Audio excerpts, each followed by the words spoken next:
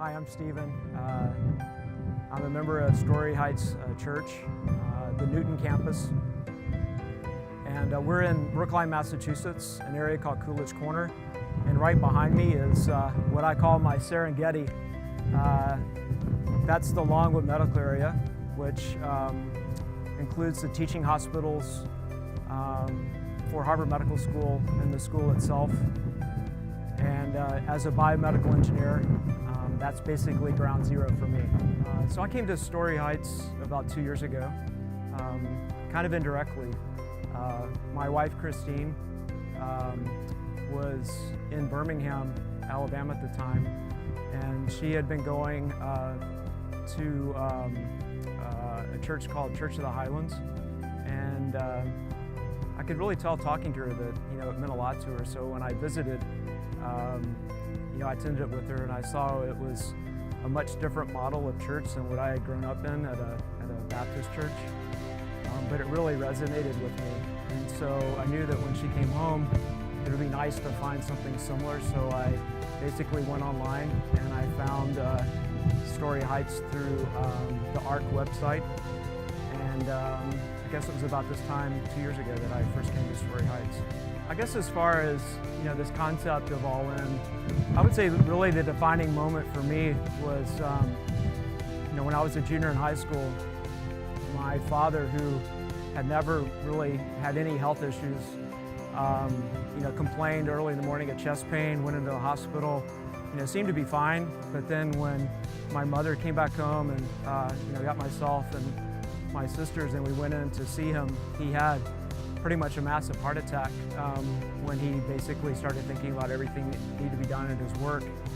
And essentially he died right there. Not literally, but I think in a way he did. That was when I was a junior in high school. Fortunately, that wasn't his time.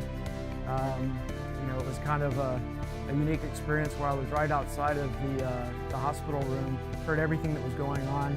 Basically heard the physicians call the code, essentially calling a time of death. And I really think it was an act of God that his primary care physician walked in the door, knew my father, and asked him that if he could hear to acknowledge by his moving his eyebrow. He did that, and they basically continued to resuscitate him, and he came back to life. And again, I was right outside the door, so I observed all this. I think I was actually pretty much in shock, but something happened, and the only way I can explain it is that wasn't his time, and I felt the presence of God, and it's almost like it came from him, and it enveloped me, and I've been changed ever since then. Yeah, so this is basically a Bible that I've had ever since I was fairly young. I can't remember the exact age, but I'm assuming that from the time I was maybe 7 or 8 years old. This year at the Kings and Priests conference, I'm not sure what it was, but something just made me feel like there was a need to take the written word instead of looking at scripture on my phone.